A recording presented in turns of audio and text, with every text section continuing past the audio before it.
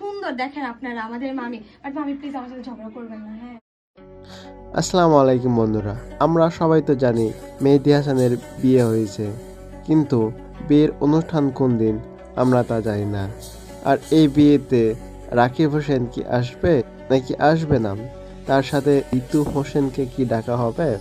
অনলাইনে তো গুজব ছিল রাকিব হোসেনের বোন ঋতু হোসেনের সাথে মেহেদী হাসানের রিলেশন ছিল।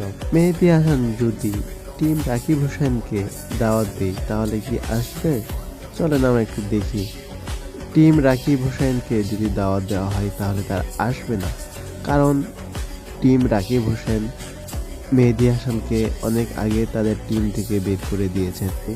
মেহেদী হাসানের সাথে ঋতু হাসানের প্রেমের সম্পর্ক গুঞ্জন ছিল। প্রথম কারণটি হচ্ছে ঋতু হাসানের জন্য এবং দ্বিতীয় কারণটি হচ্ছে অন্তরার জন্য। সবাই মিলে একসাথে উগান্ডা যাব, জয়কে বিয়ে দিবে। উগান্ডা কি বিয়ে করতে হবে না?